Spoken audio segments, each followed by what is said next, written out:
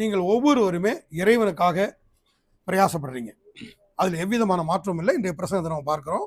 வசனம் என்ன சொல்லுதுன்னு சொன்னா, மனுஷர் பெரும்பாலும் தங்கள் தயாளத்தை பிரசித்தப்படுத்துவார்கள். உண்மையான மனுஷனை கண்டுபிடிப்பவன் இந்த உண்மையான மனுஷன் யார் என்றுதான் இன்றைய பிரசங்கத்தை நம்ம பார்க்க போறோம். நான் அதை செஞ்சேன், இதை செஞ்சேன், அதை இறைவன் விரும்பவே இல்லை. நாம் செய்வது நமக்காக, இறைவனுடைய நாமத்திற்காக. இந்த ரெண்டுக்காக தான் தசமபாகம் கொடுக்கிறோம், காணிக்கை செலுத்துகிறோம், ஆலயத்துக்கு வருகிறோம். நாம் வரும்பொழுது நம்மை கண்ணோக்கி பார்த்து நம்மையும் நம்முடைய குடும்பத்தையும் எதிர்கால சந்ததியும் வாழ்க்கையும் இறைவன் ஒரு நியமனத்துக்குள் நம்மை ஆசீர்வதிக்கிறார். இதில் எவ்விதமான மாற்று கருத்துக்கு இடமே கிடையாது. நாம் உண்மையுள்ள மனுஷனாக இருக்க வேண்டும் என்று வேதம் தெரிவிக்கக்கூடியதாக இருக்கிறது. நீதிமான் தன் உத்தமத்திலே நடக்கிறான், அவனுக்கு பிறகு அவன் பிள்ளைகளும் பாக்கியவான்களாக இருப்பார்கள். ஒன்றை தெரிந்து கொள்ளுங்க, நம்ம பிள்ளைங்க நல்ல வாழ்க்கையில வாழணும், நல்ல சிறப்பாக இருக்கணும்னா நாம தேவனுக்கு உண்மை உள்ளவர்களாய் வாழ வேண்டும். ஒரு அல்லேலூயா சொல்லுங்களா? இன்னொரு அல்லேலூயா சொல்லுங்களா? நாம நம்முடைய பிள்ளைகள் நன்றாய் இருக்க வேண்டும் என்று சொன்னால் நம்முடைய பிள்ளைகளுக்கு முன், நம்முடைய குடும்பத்திற்கு முன், நம்முடைய ஆண்டவருக்கு முன், நம்முடைய தேசத்தில் காணக்கூடிய மக்களுக்கு முன் நாம் உண்மை உள்ள மக்களாய் இருக்க வேண்டும். நாமும் பாக்கியவான்களாய் இருப்போம், நம்முடைய பிள்ளைகளும் பாக்கியவான்களாய் இருப்பார்கள். இன்றைக்கு எப்சிபா இருக்காங்கன்னா அவங்க குடும்பத்தில் பாருங்க, சிவகாமி இறைவன் தெரிந்து கொண்டிருக்கிறார். எப்சிபாவோட கிட்டத்தட்ட 99% சிவகாமி ஒரு நேர்மையான பிள்ளை. தான் சனிக்கிழமை சம்பளம் வாங்குவதற்கு கூட அன்றைக்கு வேலைக்கு போகாதபடி அந்த ஆண்டவரை தொழுது கொள்ள வேண்டும் என்று வருவதை நாம் அறிந்திருக்கிறோம். கண் முன்னே வந்த கொஞ்ச நேரத்தில் வாரம்பூரா வேலை செய்யறவங்க போய் நிம்மதியாக மனுஷர் தூங்க விரும்புவார்கள். மனுஷன் அதிகமா விரும்புவது எது தெரியுங்களா? என்னங்க? தூக்கம். அதை குறித்து ஏசுனார் என்ன சொல்றாருங்க? கொஞ்சம் தூங்கிக்கோ அப்படின்னு சொல்றாரா, இல்ல நல்லா நித்திரை பண்ணு, அப்பதான் சரீரம் நல்லா இருக்கும். நம்ம போய் மாத்திரை ஒன்று வாங்கும்போது நல்லா நித்திரை பண்ணுவதற்கு தான் அவன் கொடுக்குறான் மாத்திரை. நான் ஒரு மாத்திரை சாப்பிட்டு 2 நாளா அப்படியே கண் மயக்கமாக உட்கார்ந்தே இருந்தேன், படுத்திருந்தேன். அப்போ இறைவனுடைய சன்னிதானத்துல தூக்கத்தை குறித்து இறைவன் என்ன சொல்றார்? ஐயம்மா சொல்லுங்க பார்க்கலாம். என்னம்மா? தூக்கத்தை விரும்பாதே. ஒரு அல்லேலூயா சொல்லுங்களா? விழித்திருந்து ஜெபம் பண்ணு. தூங்காம கிடக்கிறது பெருசு இல்ல, விழித்திருந்து ஜெபம் பண்ணுவதுதான் பெரியது. அப்போ நீங்களும் உத்தமனாய் பாக்கியவான்களாய் இருப்பீர்கள், உங்களுடைய சந்ததியும் ஆசீர்வதிக்கப்பட்ட சந்ததியாய் இருக்கும். அன்னால் தூங்காமல் போய் விழித்திருந்து ஆண்டவர் சமுதிரி எனக்கு ஒரு பிள்ளை வேண்டும், ஆண் பிள்ளை வேண்டும் என்று கையேந்தினால், மடியேந்தினால் கர்த்தர் ஆண் பிள்ளையை கொடுத்தார். அவன் அந்த தேசத்திற்கே ராஜாக்களை அபிஷேகம் பண்ணக்கூடிய பெரிய ஊழியக்காரனாய் தீர்க்கதரிசியாக கர்த்தர் உருவாக்கினார் என்பதை நாம் அறிந்திருக்கிறோம். ஆகவே நீங்கள் இருக்கக்கூடிய அந்த நேரம், அந்த தூங்குற நேரத்தை கர்த்தருக்கு செலவழியுங்கள்ங்கிறார். அப்புறம் சம்பாதித்த பணத்துல 10 கொடுங்கள் என்கிறார். அது மாத்திரமல்லாதபடி இது கொடுத்தது பெரிய காரியம் அல்ல, உற்சாகமாய் கொடுக்கிறவன்றதை தேவன் நான் பிரியமாய் இருக்கிறேன் என்று வாக்கு கொடுக்கிறார். ஆகவே காணிக்கை செலுத்தணும், தசமபாகம் செலுத்தணும், அதை இல்லாம பொருத்தனை சோதர காணிக்கை என்று நினைச்சு நாம் ரொம்ப மகிழ்ச்சியின் காணிக்கையை நாம் இறைவனுக்கு கொடுக்கணுங்க. அப்போ நம்முடைய தராதரம், நம்முடைய வாழ்வாதாரம் உயர்ந்து உயர்ந்து உயர்ந்து போய்கொண்டே இருக்கும். எப்போதுமே வருஷமா இருக்கும்போது அநேகர் அந்த நன்மையை செய்யறீங்க. நீலாவதி சொன்னதுனால அதை சொல்ல வரேன். நீலாவதி எனக்கு ஜெபமணியா ஒரு லோன் கிடைக்கணும் அப்படின்னு சொல்லிக்கிட்டே இருந்தாங்க. ஜெபமணி கொண்டு வந்தோம். அந்த லோன் கிடைச்ச உடனே பண்டிகை காணிக்கையும் வேற காணிக்கை தசம்பா காணிக்கையும் கொண்டு வந்து கடவுள் கையில் ஆண்டவர் சமூகத்தில் கொடுத்துட்டு போறாங்க.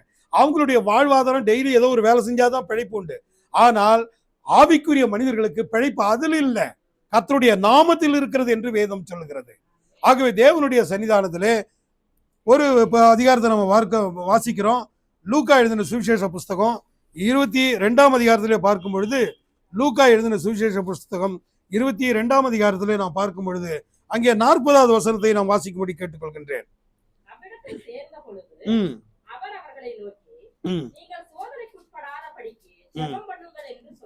இப்ப இந்த இடத்துல பார்க்கும் பொழுது 22 தானமா?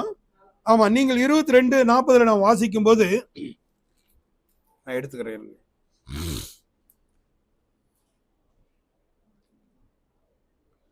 ஒரு இடத்துல அவங்க சேரும் பொழுது ஆண்டவர் சொல்றாரு, அவர் அவர்களை நோக்கி நீங்கள் சோதனைக்கு உட்படாதபடிக்கு ஜெபம் பண்ணுங்கள் என்று சொன்னார். ஒரு போராட்டத்தில் நாம் ஜெயிப்பதற்கு ஒரு காரியம், பட்டயத்தை எடுக்கணும், கோபப்படணும், குச்சியை எடுக்கணும், அடிக்கணும், அல்லது பட்டயத்தை எடுத்து அவங்கள வெட்டணும். அப்பொழுது நாம ஜெயிச்சோம் என்று ஒத்துக்கொள்வோம். இது போர்ல இருக்கக்கூடிய ஒரு விதி. ஆனால் வாழ்க்கையில் இருக்கக்கூடிய விதியை பாருங்க. ஆண்டவர் சொன்னாரு, சோதனை வருதா, அந்த சோதனையில நீங்க ஜெயிப்பதற்கு, நீங்கள் தோற்று போகாமல் இருப்பதற்கு ஜெபம் பண்ணுங்கள். ஒரு அல்லேலூயா சொல்லாங்களா? பைபிள்ல ஆண்டவர் சொன்ன வார்த்தை ஜெபம் பண்ணுங்கள். மத்தேயு 5 எடுத்து வச்சுக்குமா சுமதி, அப்புறம் கேட்கும்போது பாசி. ஜெபம் பண்ணுங்கள்.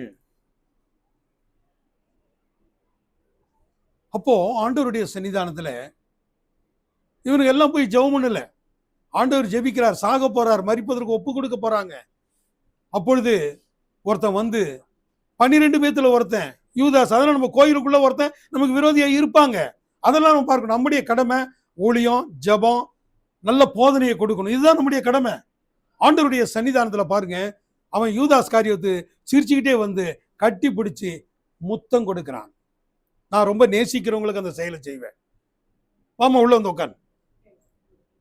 அப்போ இறைவனுக்குள்ள அந்த மகிழ்ச்சி இறைவனுடைய நாமத்துக்கானது. ஆனா காட்டி கொடுக்கறதுக்கு அல்ல. அவன் அன்றைக்கு காட்டி கொடுக்கலன்னா இன்றைக்கு நமக்கு இயேசுவே இல்லை. இப்ப நம்ம ஊரெல்லாம் போய் இயேசு இயேசுன்னு காட்டி கொடுத்துக்கிட்டு தான் இருக்கிறோம். அந்த காட்டி கொடுத்தல் வேறு, இந்த காட்டி கொடுத்தல் இது ஊழியம், சுவிசேஷம் அறிவிக்கிறது. அது துரோகம், காசுக்காக. ஆண்டவர் சொல்றாரு, என்னை காட்டி கொடுக்கிறோன்னு ஐயோ என்று சொல்லுகிறார். நம்மள போய் சொல்றாரு, நீங்க போய் எல்லாருக்கும் சுவிசேஷம் சொல்லுங்கிறார். இந்த ரெண்டுக்கும் வேறுபாட்டை நாம் பார்க்கிறோம். இங்கேயும் ஆண்டவருடைய வார்த்தை இருக்கிறது, அங்கேயும் ஆண்டவருடைய வார்த்தை இருக்கிறது. அந்த காட்டி கொடுத்தல் வேறு, இந்த ஆண்டவரை கொண்டு போய் இவர்தான் தெய்வம் என்று சொல்லக்கூடிய வாக்கியங்கள் வேறு. அப்ப பார்க்கும்போது அவரை கட்டி பிடிச்சி முத்தம் கொடுத்து இயேசுதானு அவனுக்கு பிடிச்சிக்கிறாங்க. அப்ப ஆண்டவர் கேட்கிறாரு, ஒருத்தன் என்ன பண்றான், இவனை வெட்டியே போடுவோம் ஆண்டவர் எடுத்து பட்டயத்தை எடுத்து வெட்டுறான். நல்லா தெரிஞ்சுக்கொள்ளுங்க, ஜெபத்துக்கும் பட்டயத்துக்கும் ஒரே வல்லமும் உண்டு. அதை வெட்டினா ஒருத்தனுக்கு உசுறு போயிடும். ஆனா இந்த ஜெபங்கிறது உயிரை கொடுக்கக்கூடியது. ஒரு அல்லேலூயா சொல்லுங்களா? அந்த பட்டயத்தினால உயிர் கொடுக்க முடியாது, ஜெபத்தினால உயிரை கொடுக்க முடியும். வெட்டினோடனே அவன் கழுத்துல வெட்டும் போது காதுல வெட்டி காது கிழவு வந்தது. அந்த காதை எடுத்து ஆண்டவர் சோத்திரம் சொல்லி ஓட்ட வச்சிடுறார். அந்த பட்டயத்தினால அப்படி செய்ய முடியுமா? நல்லா புரிஞ்சு கொள்ளுங்க. அதனால இந்த சண்டை போட்டு ஜெயிக்கிறது, வாதாடி ஜெயிக்கிறது, தந்திரம் பண்ணி ஜெயிக்கிற ரீதியில ஒரு உண்மையான விசுவாசி போகவே கூடாது. அவர் பார்த்துக்குவார்.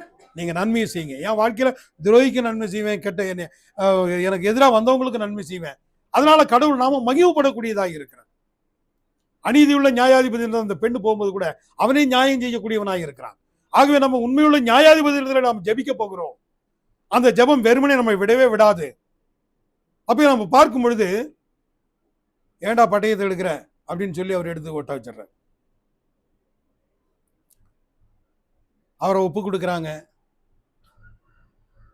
எல்லாம் நினைக்கிறாங்க அவர் மரிச்சு போயிட்டாரு அப்படின்னு. அவர் செத்து போனார், உண்மை. அந்த சாவை 3 நாளைக்கு மேல பிசாசால மாற்ற முடியல. தேவ வசனத்தின் பிரகாரம் மரித்தாண்டவர் வெள்ளிக்கிழமை சாயங்காலம் அடக்கம் பண்றாங்க, சனிக்கிழமை ஓஞ்சிருக்கார், ஞாயிற்றுக்கிழமை அதிகாலையில உயிர் தெழுந்து வரக்கூடியவராக இருக்கிறார். ஆமென். அன்றைக்கு பழகிய பேதுறவங்க எல்லாம் ஒரு மரித்த இயேசுவோடு பழகிறாங்க. நம்ம உயிர்த்த இயேசுவோடு கூட வாழ்ந்து கொண்டு இருக்கிறோம். ஆகவே தேவனுடைய சன்னிதானத்துல கர்த்தருடைய பிள்ளைகளை நம்முடைய ஆண்டவருடைய வல்லமையும் அவருடைய வழி நடத்துதலை நீங்கள் அறிந்து புரிந்து கொள்ளுங்க. ஒருபோது இந்த கோலு கொசலம் இந்த உலகத்தாருடைய வழிக்கு போகவே போகாதீங்க. நீங்க தெய்வத்தினுடைய பிள்ளை, அதனுடைய அபிஷேகம், அவருடைய அக்கினி வித்தியாசமாக இருக்க வேண்டும். போன வாரம் இங்க வந்து ஒருத்தர் இருந்தார், பிராமணன். அவருடைய பேரு சுரேஷ். போட்டோ எடுத்துன பிள்ளை அந்த நேரத்துக்கு எனக்கு பதில் சொல்லிட்டு உட்காந்துட்டான். சரி, அவளுக்கு அந்த நேரம் புரிய வைக்க முடியல, நான் பிரசங்க நேரத்தில் அதையன்னு சொல்லி நான் விட்டுட்டேன். இன்றைக்கு கூட வரேன்னாரு, முடிஞ்ச மட்டும் வந்துடுறேன். இன்றைக்கு பாருங்க, அவர் போய் ஊழியம் செஞ்சிருக்கார். நேற்று வந்து நான் டீக்கு வந்து, ஐயா ஒரு ஆர்சி கிறிஸ்தவங்களுக்கு நான் ஆண்டவருடைய அன்பை குறித்து சொன்னேன், அவங்க கோயம்புத்தூர்ல இருக்காங்க, உங்கள்ட்ட பேச வைக்கிறேன், நீங்க ஜெபம் பண்ணுங்கிறார். பாருங்க, ஒரு நாள்ல ஒரு கிறிஸ்துவ அன்பை. நான் சில மணி நேரம் அவர் நானும் கோபால் அங்கே போயிருக்கும்போது அவரை பார்த்துட்டு அந்த ஆபீஸில் அவங்க முதலாளி வந்து திறப்பு விழா இது அந்த நாளை கொண்டாடுறாரு. என்னைக்கு ஓப்பன் பண்ணாங்களோ அந்த நாள் கொண்டாடுறாங்க.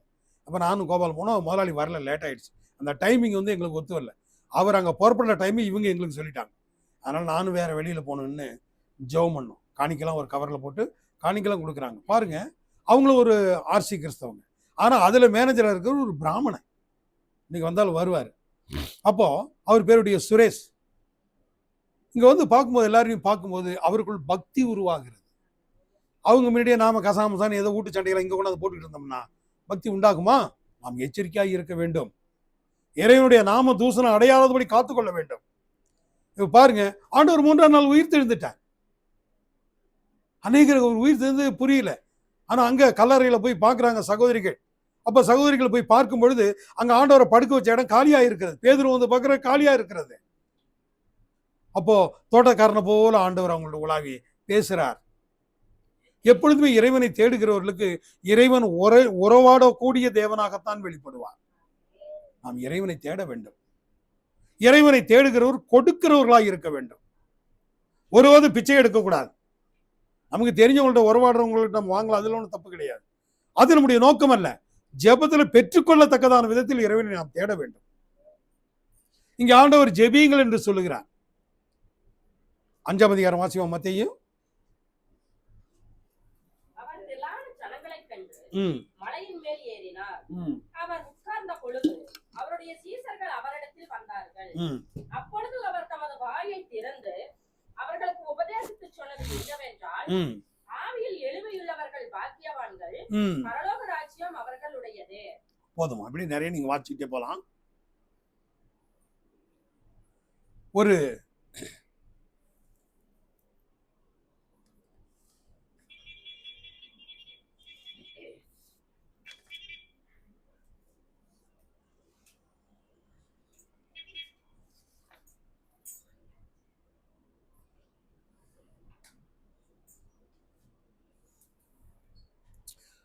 இன்றைக்கு முஸ்லீம் நாடுகள் எத்தனையோ நாடு இருக்கிறது.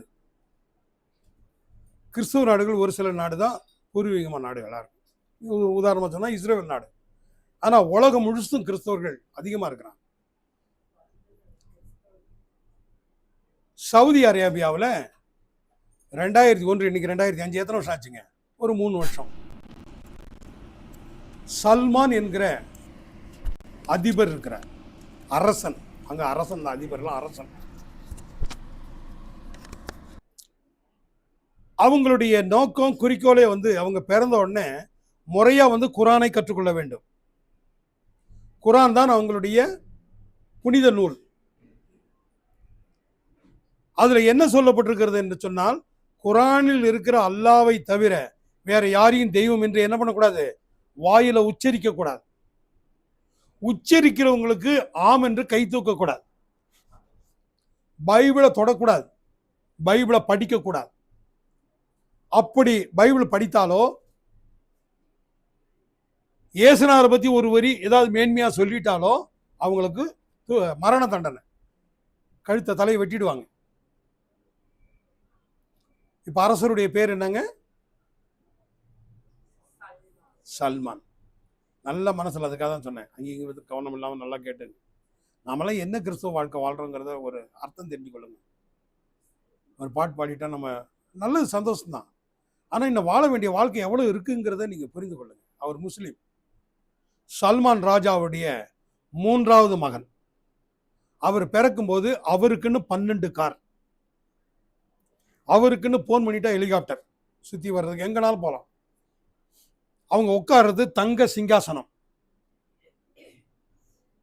அவங்க குடிக்கிற பாத்திரங்கள் எல்லாம் தங்கத்தில் செய்யப்பட்டது. ரொம்ப ஆச்சரியப்பட்டாராம், நம்முடைய வாழ்க்கை இவ்வளோ ஆசீர்வாதமாக இருக்கிறது. முஸ்லீம்,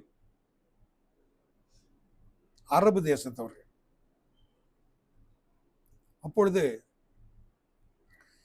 அவருடைய பிள்ளைகள்லயே இவர் வந்து போய் எந்த வியாபாரத்துக்காக ஒப்பந்தம் பண்றாரோ, எந்த வியாபாரத்தை கையில் எடுக்கிறாரோ அது பிரம்மாண்டமா ஜெயித்து வருமா. அவருக்கு ஒரே ஆச்சரியம், இப்படி ஒரு நம்ம பிறப்பு ரொம்ப ஆசீர்வதிக்கப்பட்டது, இதுதான் மகிமையானது என்று அவர் படிக்கும்போது, அவர் படிச்சிருக்கிற வார்த்தையின் பிரகாரம் பைபிளை தொடக்கூடாது, கிறிஸ்தவங்களோட தொடர்பு வைக்கக்கூடாது, மற்ற எந்த மதத்தையும் நம்ம சார்ந்து இருக்கக்கூடாது. எவனாவது ஒருத்தன் தப்பு பண்ணானா அவனை வெட்டணும், கொலை செய்யணும். கிறிஸ்தவனா மட்டும் இல்லை, வேற தப்பு பண்ணாலும் அவனுக்கு தண்டனை கொடுக்கணும். இதுதான் அவங்களுடைய கொள்கையை. விசேஷமா குரானுக்கு விரோதமா யாரும் எழும்பக்கூடாது. நான் ஏற்கனவே சொல்லியிருக்கேன், சல்மானுடைய 3வது மகன், அவருடைய பேரு போட்டாலாம் இன்னொரு நாளைக்கு நான் கொடுக்குறேன். அதை எடுக்க இன்னைக்கு நேரம் இல்லை. அந்த போன் யாருதுன்னு பாருங்கம்மா, கொஞ்சம் இது பண்ணுங்க. அவரா அதை கட் பண்ணி கொடுத்துருங்க தானே, அவரை கட் பண்ணி. அப்போ வியாபார ஒப்பந்தம் அவங்கள அவர் வளர்க்கறது வந்து ஒரு வேலைக்காரன். அவர் வயசுல பெரியவர். அரசர்கள் வந்து நேராக வளர்க்க முடியாது, அதனால ஒவ்வொருத்தரும் ஒரு ஆளை நியமிச்சிருப்பாங்க. அப்போ அவரை நல்ல பக்தி உள்ளவனா வளர்த்து வச்சிருக்காங்க. ஒரு நாள் ஒரு வியாபார ஒப்பந்தம் இந்தியாவிலிருந்து, அமெரிக்காவிலிருந்து, இங்கிலாந்துலேருந்து, பெரிய பெரிய நாடுகள்லேருந்து 10-12 தலைவர்கள் வந்திருக்காங்க. அவங்க பேர் அம்பாசிடர், தூதர்கள், இந்த நாட்டினுடைய தூதராக இருப்பாங்க. அப்போ அவங்கெல்லாம் வரும்போது வியாபாரத்தில் அவங்க கையெழுத்து போடும்போது, ராஜா கையெழுத்து போட்டால் தான் வியாபார ஒப்பந்தம் செல்லும். இவ்வளோ பெட்ரோல் கொடுக்குறோம், இவ்வளோ டீசல் கொடுக்குறோம், எங்களுக்கு இப்படி தங்கமாக கொடுங்க, அல்லது எங்களுக்கு நீங்கள் மருது பூண்டு இது மாதிரி தானிய பொருளாக கொடுங்கன்னு ஒரு ஒப்பந்தம் பண்ணுவாங்க. அந்த ஒப்பந்தம் முடிஞ்சு எல்லாரும் சந்தோஷமாக போகிறாங்க. அவர் ரொம்ப சந்தோஷமாக இருக்கிறார். இளம் வயசுல இருந்தே 12 கார் நான் பார்த்துங்க. அவங்க அப்பா கொடுத்துருக்கான் 12 கார், ஹெலிகாப்டர், அது எல்லாமே ஃபோன் பண்ணியாச்சுன்னா வந்து கூட்டிகிட்டு போயிடும். அவ்வளோ ஒரு ஜாலியாக இருந்த மனுஷன். சல்மான் இருக்கார், இன்னைக்கு உயிரோடு இருக்கார், அரசன். அங்கே அவர் தான் அரசன். அவருடைய 3வது மகன் இவர். அப்போ எல்லாரும் போன பிற்பாடு அவர் தன்னுடைய அறைக்கு போகலான்ட்டு அவர் எழுந்து பார்க்கும்போது அங்கே ஒரு பொருள் இருக்கிறது. இப்படி வந்து ஒரு பொருளை வச்சுட்டு போயிட்டாங்க. என்னவா இருக்கும், எந்த நாட்டு தூதர்னு தெரியல. உடனே அவங்களுக்கு ஃபோன் பண்ணி அதை கொடுத்துடணுமே அப்படின்னு சொல்லிட்டு அப்படியே அந்த எடுத்து அதை கொடுக்கலான்ட்டு ஃபோன் எடுக்கிறாரு. பைபிள்னு இருக்குது. பைபிள் அப்படின்னு படிக்கும்போது ஒரு ஒளி அவர் இதயத்தில் அடிச்சுதான். அவர் சாட்சி சொல்றார், ஒரு ஒளி பகீர்னு அடிச்சுதான். என்ன ஒரு ராஜரீக வாழ்க்கை. அடிச்ச உடனே அவர் ரூமுக்கு போயிட்டார். ஏசப்பா, உன்னை பத்தி எனக்கு தெரியாது, ஆனா இதை நான் படிக்கிறேன். எனக்கு குரான் தான், அல்லாஹ் தான் தெய்வம், அதுல எந்த மாற்று கருத்தும் இல்லை, ஆனால் இதை படிக்கிறேன்னு உடனே, சமாதானம் பண்ணுகிறவர்கள் பாக்கியவான்கள், மத்தியில தான் இருந்துச்சு அந்த வசனம், படிக்க வேண்டாமா? சமாதானம் பண்ணுகிறவர்கள் பாக்கியவான்கள், அவர்கள் தேவனுடைய புத்திரர். அப்போ குரான்ல இருக்கிறது தேவ பிள்ளை இல்லையா? அவருடைய கேள்வி. இவன் சண்டை போடணும், அடிக்கணும், கொல்லணும், சுடணும், வெட்டணும்னு தானே இவன் சொல்லி கொடுத்துட்டு இருக்கிறான். அப்ப இது தெய்வ ஆன்மீகம் இல்லையா, பக்தி இல்லையா அப்படின்னு அவருக்குள்ள கேள்வி எழும்புது. டெய்லி பைபிளை படிக்கிறார், முட்டி போட்டு ஜெபம் பண்றாரு. ஆண்டவரே, நீர் எனக்கு வெளிப்படணும் அப்படின்னு. அப்போ அவர் ஜெபம் பண்ணும் போதெல்லாம் ஒரு ஒளி அவருக்குள்ள அடிக்கும் போதெல்லாம் தைரியம் வல்லமை அவருக்குள்ள வந்து கொண்டே இருக்குதான். குரானை விட்டுட்டார். மத்தியில் 5ஆம் அதிகாரத்தை வாசிக்க ஆரம்பிச்சிருக்கார். அவர் ஆண்டவர் மலை பிரசங்கம் இதை கேட்டுதாங்க காந்திஜி மனம் திரும்பினது. நம்முடைய நாட்டினுடைய காந்திஜி இதை பார்த்துட்டு தான் கிறிஸ்துவம் இப்படியான்னு பண்ணல. ஆனா அந்த கோயிலுக்கு வரவனை பார்த்து அவர் ஞானஸ்தானம் எடுக்க மாட்டார். அங்க ஜாதி வித்தியாசம் பார்த்தாங்க, அதனால அமெரிக்காவில். அப்போ இந்த இடத்துல இவர் இதை படிச்சோன்னா மத்திய 5 படிக்க அவருக்கு ரொம்ப ஆர்வம் வந்து எல்லா பைபிளும் முழுசும் படிக்கிறாராம். அப்போ அப்போஸ்தலர்கள் எல்லாம் சொல்றது, 12 பேர் சொல்றது, இந்த 12 பேரும் இறைவனுக்காக தங்களை உசிரியே கொடுத்தது. அப்போ வாழ்றது பெருசு இல்லை, உயிரை கொடுத்து தியாகம் பண்றது தான் பெருசு அப்படின்னு அவர் நினைக்கிறார். அவர் ஆண்டவர் அதுல பலப்படுத்துறார். ஒரு நாள் காலையில் எழுந்திருந்து பைபிள் படிச்சுக்கிட்டு இப்படி முட்டி போட்டுக்கிட்டு படிச்சுக்கிட்டு இருக்கிறார். அவரை வளர்க்கக்கூடிய அந்த ஆள் வரான் உள்ள. கதவு திறந்து அவன் வர்றதுக்கு யாரும் தடை கிடையாது. அவன் வந்து அப்படியே பார்த்துடுறான் பைபிள் படிக்கிறத. அப்படியே பேக்ல போறான். இவர் எதுவுமே சொல்ல. இனி நடப்பது மாற்றம் அப்படிங்கிறத அவர் புரிஞ்சுக்கிட்டார். இனி வெட்டுவான், குத்துவான், ஏதோ ஒன்று செய்வான், ஆனாலும் நான் விசுவாசத்தை விட மாட்டேன். ஆண்டவருடைய சீசர்களுக்கு கிடைத்த பாக்கியம் எனக்கு கிடைச்சிருக்கு. என்னை வெட்டுட்டும் குத்துனா அவனுக்கு என்னவோ பண்ணிக்கிட்டோம் அப்படின்னு சொன்னார். அங்க பாருங்க, நீங்க சாதாரண நினைக்காதீங்க, பைபிள் தான் உண்மையானது. இயேசு கிறிஸ்து தான் தெய்வம், அவருக்கு சேவை செய்வதுதான் பாக்கியம் அப்படின்னு சொன்னோம். அப்படியே பின்னாடியே போய் கதவை சாத்திட்டானோ. சாத்தி நேரா போய் அங்க உள்ள அதிகாரிகிட்ட, உங்களுடைய 3வது மகன் பைபிள் படிக்கிறார், எனக்கு உபதேசம் பண்ணுகிறார், ஏன்னா இதை சொல்லாம போனா அவனுக்கு தூக்கு தண்டனை வருமா, அதனால என் உயிரை நான் காப்பாற்றிக் கொள்றேன், இதுதான் உள்ள நடக்குது அப்படின்னு. உடனே அதிகாரிகள்லாம் வந்தாங்களாம். அன்றைக்கு வரைக்கும் 12 கார், விமானத்தில் ஏறுறது, அந்த வாழ்க்கை அப்படியே டக்குன்னு நினைச்சான். இந்த கையில் விலங்கு, இந்த கையில் விலங்கு, காலில் விலங்கு, அப்படியே போட்டு எடுத்துட்டு சிரிச்சுக்கிட்டே போனாரா? அவர் நேற்று அதை சொல்லும்போது ரொம்ப அவருடைய வார்த்தை என்னை ரொம்ப அழ வச்சிருச்சு. இதுவல்ல கிறிஸ்தவ வாழ்க்கை. 4 காசு வந்துட்டா இந்த துன்மார்க்க அதிகாரிங்க நம்ம குடும்பத்தாரே 4 காசை கண்டுட்டா எப்படியெல்லாம் ஆண்டவருக்கு விரோதமா போறாங்க. இதுவல்ல வாழ்க்கை, இப்படியெல்லாம் நம்ம வாழணும் அப்படின்னு நேற்று நானும் ஒப்பு கொடுத்து ஜெபம் பண்ணேன். கையில விலங்கு, காலில் விலங்கு கிடைச்சாரா? பண்ணிட்டு காரில் போன படம்பு கை விலங்குல போகுது. இப்போ நடத்தி கூட்டிட்டு போறாங்க. அவங்க அப்பா பெரிய தங்க சிங்காசனத்துல அதெல்லாம் போட்டோவோட இருந்துச்சு. எனக்கு ரொம்ப ஆச்சரியம். அந்த இதை போன கண்ணீரான கண்ணீர் எனக்கு மத்தியானம் வரைக்கும் நேற்று. என்ன ஒரு கிறிஸ்தவ வாழ்க்கை, ஒரு முஸ்லீம், அது ராஜ குடும்பத்துல. இங்க 3 வேளை சோத்துக்கிறதா நான் தான் ராசாங்கிறான். உடனே பாஸ்டர் எதிர்த்து பேசுறான், ஐயா என் வீட்டுக்கு வாயா அப்படிங்கிறான். என்னடா இது?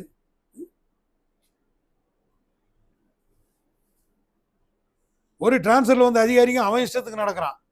சத்தியத்தை விட்டுறாங்களே, இந்த சத்தியத்துக்காக கை விலங்கு மாட்டி போறானே அப்படின்னு நான் ரொம்ப ஆச்சரியப்பட்டேன். அப்படி போகும்போது பல அடி தூரத்தில் அவரை நிற்க வைக்கிறாங்க. சுற்றி நீதிபதிகள், அவங்க அப்பா நடுவில். அவங்க அப்பா கேட்குறார், பைபிள் வாசித்தது உண்மையா? அவர் சொல்றார், பைபிள் வாசித்தது மாத்திரமல்ல, இயேசுவையே தெய்வமாக ஏற்றுக்கொண்டது உண்மைங்கிறார். ஒரு அலையா சொல்லாங்களா? என்ன அருமையான ஒரு வார்த்தை. ஒரு அரசனுடைய மகன், 3வது மகன். அதை விட்டு நீ விலகி வரணும், நீ ராஜ பரம்பரையில் பிறந்திருக்க. நாம் குரான் அல்லா தான், அல்லா தெய்வம் அல்ல, அவர் ஒரு தூதன். இயேசுதான் தெய்வம். இயேசுவால் மாத்திரமே நம்மை ரட்சிக்க முடியும். இறுதிராஜ் நேரம் உட்கார், ஐயா பேசுறது கவுனி. அப்போ அந்த ராஜா பார்க்கிற, இனி உனக்கு பேச்சுக்கு இடம் இல்லை, அவனை கொண்டு போய் தூக்கு தண்டனை கொடுங்க, அவனுடைய சிரசை வெட்டி தூக்கி எறிஞ்சிருக்கன்ட்டான். சொந்த மகன். அவன் அந்த குரானுக்கு எவ்வளவு முக்கியத்துவம் கொடுக்குறான்னா, அவர் சொல்றார், நான் எவ்வளவு முக்கியத்துவம் கொடுக்க வேண்டும், நான் மரிக்க தயார், நான் மனம் திரும்பியவன், இயேசுதான் தெய்வம். சில நாடகம் ஆடுவாங்க, இந்த சிஎஸ்காரங்கெல்லாம் இருக்காங்க பாருங்க, கண்ணா போய் அவங்க புருஷன் சாவுக்கு எங்க ஐயாவும் வருவாருங்க அப்படின்னு. வருவாருங்கன்னா என்ன அர்த்தம்? அப்படியே சொல்லுவாங்க, அவர் தாங்க மீட்டிங் நடத்துவார்னு சொல்லணும். அவங்க மருமா அவர் பேர் டெல்லி கலெக்டர், அவர் போய் அந்த பாஸ்டர்கிட்ட சொல்லி அவன் இந்த பாவாடையை கட்டிட்டு வந்துட்டான். நாமளும் கட்டுறதான்னு வச்சுக்கொள்ளுங்க. அது ஒரு டைம்ல அப்போ வரான். அவனுக்கு முன்னாடி தானியல் வாங்கினா அவர் என்னைக்கும் போல லேட்டு லேட்டு லேட்டு. பழக்கத்தை மாத்துங்க தானியல். நான் சொல்ற 1/4 மணி நேரத்துக்கு முன்னாடி வந்து பழகுங்க. அதெல்லாம் ரொம்ப நல்ல அற்புதமான சாட்சி. அது உங்கள்ட்ட இருக்கக்கூடிய ஒரே குறை அந்த தாமதம் தான், காலதாமம். இந்த சென்னியாலியோ அதுன்னு எனக்கு தெரிய மாட்டேங்குது. யாரால தாமதமானாலும் ஒரு அரைச்சல் அரைஞ்சிட்டு வந்துருங்க கோயிலுக்கு. நீங்க வரலன்னா பரவாயில்ல, விட்டுட்டு வந்துருங்க. என்னை பாக்குறீங்கல்ல, அந்த ஆன்லைன் பேர்ல வெளியே எழுந்திருந்து கூட போக மாட்டேன். உங்களோட சுகர் எனக்கு அதிகமா இருக்கு. இதெல்லாம் இறைவன் விரும்புகிறார். இதெல்லாம் சாட்சிகளை படிக்கும்போது ஒரு ஆச்சரியம். அப்போ கொண்டு போய் அரண்மனைகளை கூட்டிட்டு போய் அவர் ரூமுக்கு விடுவாங்க. ஜெயிலில் கொண்டு போய் விடுறாங்க. அங்க ஒரு சின்ன சாதாரணமான படுக்கை. பார்க்கும்போது இந்தாண்ட ஜன்னல், இந்தாண்ட ஜன்னல், அந்தாண்ட ஜன்னல். அங்க எல்லாரும் நிறைய இயேசுனாரை பத்தி சொன்னாங்கிறதுக்கு தண்டனை கொடுத்து அங்க வச்சிருக்காங்க போதகர்களை. அவங்க பேசுறாங்க, நீங்க ஆண்டவரோட இப்படி பேசுங்க, இப்படி ஜெபம் பண்ணுங்க, உங்களுக்கு பெரிய பாக்கியம் இது அப்படின்னு. அவர் ஜெபம் பண்ணும்போது, இது என்னுடைய சாட்சி, என்னுடைய அதிசயத்தை நீ காண்பாய், ஆண்டவர் பேசுறாரு அவருடைய ஜெபத்துல. நடந்த உண்மைங்க இது. அப்படியே சோதனை மட்டும் முட்டிக்கால அவர் நிற்கிறாரு. அதுக்கு பிற்பாடு ஒரு வாரம் கழிச்சு அவரை கூட்டிட்டு போறாங்க. ஒரு ரவுண்டா இருக்கக்கூடிய இடத்துல அவரை உட்கார வச்சு முட்டி போட சொல்றாங்க. உனக்கு ஏதாவது கடைசி ஆசையா இருந்தா சொல்லுங்க. இந்த உலகமே இயேசுதான் தெய்வம்னு ஏற்றுக்கொள்ளணும், அதான் என் ஆசை, வேற எதுவும் இல்லைன்ட்டு. அம்மாக்காரி அந்தாண்ட கண்ணாடிக்கு அந்தாண்ட அழுகுறாங்க. அண்ணன் தம்பிங்க இவருக்கு முன்னாடி பிறந்த 2 பேரும் இவரை பார்க்காமையே வருத்தத்தில் இருக்காங்க. ஏன்டா நம்ம தம்பி இப்படி கெட்டு போயிட்டானோ அப்படின்னு சொல்லி அவங்க வேதனைகள் இருக்காங்க. இவருக்கு பிறந்த தம்பிகளும் ஒரே வேதனை, யாருமே பார்க்கல. இவங்க அப்பா அங்க வரவே இல்லை. அப்ப அவர் சொல்ற, என் ஆண்டவர் என்னோடு கூட இருக்கிறார், அவர் தான் என்னுடைய தகப்பன். யார் வந்தாலும் வரலன்னா பரவாயில்ல, என்னுடைய தகப்பன். இப்போ அவர் இடத்துல நான் போக போகிறேன். அவருடைய விசுவாசம் தான். இப்ப நான் போறது இந்த இடத்த விட்டு எங்க போறேன்? என் ஆண்டவர் இடத்துல. அவர் என்னை கரங்குப்பி என்னை அழைத்துக் கொள்வார், இல்லையா அதிசயம் செய்து என்னை மீட்டுக் கொள்வார். 2ஐயும் சொல்றாரு அவர். அப்போ அவரு இப்படி ஜெபம் பண்ணும்போது கை எடுக்கிறாரு. அவங்க தலை நிமிர்ந்து நில்லுங்கும் போது அவன் பட்டயத்தை ஓங்குறான், பயங்கரமா ஓங்குறான். அப்படி ஓங்கும்போது அந்த சூரியன் பளிச்சுன்னு அமாவாசை மாதிரி ஆயிடுச்சு. காலையில இருள் அடைஞ்சிருச்சு. வெளிச்சம் தெரியல, யாருக்கு எங்க இருக்கா என்னன்னு தெரியல. திடீரென்று அந்த மணல், அங்கெல்லாம் மணல் தான், பாலைவனம், மழை வராது அதிகமா. பாலைவனத்தினுடைய மணல் சூறாவளி 100 கிலோமீட்டர் ஸ்பீடில் அடிக்குது ஊருக்குள்ள. இந்த கத்தியை ஓங்கினவன் எங்கேயோ போய் விழுந்துட்டான். யார் எங்க போனாங்கன்னு யாருக்குமே தெரியாது. இவர் பார்த்தா பாலைவனத்துல நிக்கிறார். எப்படி அந்த இடத்துக்கு வந்தோடனே தெரியாது அவருக்கு. அப்ப ஆண்டவரே என்னை மீட்டு எடுத்துட்டேன். அந்த பைபிளை படிச்சதுக்காக தூக்கு தண்டனை பெற இடத்துல எனக்கு ரட்சிப்பை கொடுத்தீரே ஸ்தோத்திரம்னு சொல்லி நடக்கிறார். 3 நாள் சாப்பாடு கிடையாது. ஒரே ஒரு இடத்துல தண்ணி கிடைக்குது, அதை குடிச்சுக்கிறார். எந்த மனுஷனும் கிடையாது. ஆனா அந்த அரசன் கண்டுபிடிக்கிறான். இவன் போனா அந்த ரூட்ல தான் இவன் போய் தப்பிக்கிறதுக்கு வழி இருக்கு அப்படின்னு ஹெலிகாப்டர் தேடுறாங்க. யாருடைய கண்களையும் இவர் படாம அகதிகள் முகாம் இருக்கும் அந்த பார்டர்ல, அங்க போய் உள்ள நுழைஞ்சிடறாங்க. அங்க அநேக முஸ்லிம் போதகர்கள் எல்லாம் கிறிஸ்துவ போதகர்களாய் மாறி அங்க இருக்கிறாங்க. அதுக்குள்ள அவங்க எல்லாம் இது கடவுளுடைய அற்புதம், நீங்க தைரியமா இருங்க, பெரிய மாற்றம் வந்துடும் அப்படின்னு சொல்லும்போது பேப்பர்லயும் டிவிலையும் எல்லா பக்கமும் ஒட்டுறாங்க. அந்த என்னுடைய 3வது மகன் அவன் கிடைச்சான்னா அவனை வெற்றவனுக்கு இத்தனை லட்சம் நான் பரிசு கொடுக்குறேன், அவனை கொல்றவனுக்கு அவன் உயிரோட நாட்டை தாண்டி போகக்கூடாதுன்னு விளம்பரப்படுத்துறான் அப்பனே. கடைசியில அவரை தென்கொரியா வந்து உலகத்திலேயே ரொம்ப பக்தி உள்ள சபை உள்ள நாடு அது தென்கொரியா. ஒருத்தன் நொண்டி வந்தான்னா அவன் நல்லா நடக்கிற வரைக்கும் அவன் உடைய மாட்டாங்க. எத்தனை நாள் ஆனாலும் ஜெபம் பண்ணி நடக்க வச்சிருவாங்க. அந்த சபையினுடைய ஐக்கியமே அதுதான். பல லட்சம் பேர் அந்த சபையில் இருக்காங்க. அவருடைய தலைவர் பால் யாங்கி சோ, அவர் இப்போ இறந்துட்டார், இப்போ இல்லை அவர். சரி, அப்போ அந்த சபையில கொண்டு போய் வச்சு இந்த முஸ்லீமுக்கு குருவாக இருந்தவர் இயேசுனார் ஏற்றுக்கொண்டிருக்காரு பாருங்க. அவர் பாஸ்டரா இருக்கார். அவர் ஞானஸ்தானம் கொடுக்குறார். அந்த போட்டோவையும் பார்த்தேன். அவர் சொல்றாரு, தூக்கு கத்தியில உங்களுக்கு மரணம் இல்லை, இந்த தண்ணியில தான் உங்களுக்கு மரணம், இன்னைக்கு நீங்க சாவுறீங்க அப்படின்னு உள்ள தூக்கும்போது இவருக்கு ஒன்றும் புரியல. இப்போ உயிரோட எழுந்திருந்துட்டீங்க, இனி உங்களுக்கு சாவே கிடையாது அப்படின்னு சொல்லி அவர் அனுப்புறாங்க. இப்போ அவர் ஒரு நாட்டில் அவர் ஒரு போதகராக இருக்கிறார். உங்க வாழ்க்கையில் தெரிஞ்சுக்கொள்ளுங்க, இதுதான் கிறிஸ்துவம். சும்மா இந்த சோத்தை திங்கிறது வாங்கிறது அற்புதமா நினைச்சாரு. நீங்க என்னைக்கு பேக்கை மாட்டிக்கிட்டு ஒழித்துக்கு போறீங்கன்னா இது ஆரம்பம். இதுல ஒரு பெரிய கம்பீரமான சாட்சி இறைவன் உருவாக்குவார். வேலம்மா மூலம் ஆரம்பம் ஒரு பெரிய சாட்சிகளை. விளையாட்டா ஒரு ஆத்மாவை ரட்சிக்கிறதுங்கிறது சாதாரணமான காரியமே கிடையாது. எனக்கு அவரை படிச்சதுல இருந்து சளி பிடிச்சிருச்சு, என்ன கண்ணீர் விட்டு சளி பிடிச்சிருச்சு. அதனால தான் இந்த திரும்ப தள்ள கொடுக்குது. அதனால தேவனுடைய சமூகத்தில் தெரிஞ்சுக்கொள்ளுங்க, இப்படிப்பட்ட ஜீவனுள்ள சாட்சிகளை போல நாமளும் உருவாகணும். ஆண்டவர் சொல்வார், இந்த உபத்திரவங்கள் எல்லாம் உங்களுக்கு சாட்சிகள், அதிலிருந்து ஆண்டவர் அற்புதத்தோடு உங்களை மீட்டெடுப்பார் என்று வேதம் லூக்காவிலே சொல்லப்பட்டிருக்கிறது. ஆகவே தேவ சமூகத்தில் நீங்க இந்த ராஜாவுடைய மகனை போல ஒரு சாட்சியாக உறுதியாக வரணும். இந்த போப்பாண்டவர் தனக்கு இருக்கிற பெருமையெல்லாம் எனக்கு வேண்டாம், இயேசுனார் தான் தெய்வம்னு அறிவிச்சார் பாருங்க, அது மாதிரி ஒரு குணம் உங்களுக்கு வேண்டும். அதே மாதிரி ட்ரம்ப் நான் பெரிய அதிபர் கிடையாதா, இயேசுதான் அதிபர். ஒவ்வொருத்தரும் பைபிளோட தான் போகணும், பைபிள் இல்லாத ஆளே இருந்தா நான் தண்டிப்பேங்கிறார். அது மாதிரி கடவுளுக்காக நீங்க ஜீவனுள்ள சாட்சிகளை எழுப்பணும். கடவுள் உங்களை ஆசீர்வதிப்பார். இன்றைக்கு மகேஷ் அம்மாவுக்காக ஜெபம் பண்ணி கொள்ளுங்க. ஏற்கனவே நான் சொல்லிட்டேன், அவங்களுடைய கணவனார் இன்றைக்கு மரித்தனால உங்களுக்கு எல்லாம் ஆகாரம் கொடுக்குறாங்க. அது மட்டும் இல்லை, கோர்ட்டில் இருந்த கேஸில் அவங்க ஜெயிச்சு வந்திருக்காங்க. ஒரு ஆளுடைய சொல்லுங்களா, உங்களுக்காக ஜெபம் பண்ணுவோம். நம்ம எழுந்திருந்து ஒரு பாடலை பாடுவோம். அப்பொழுது சாமி இதை எடுத்துடுறேன்,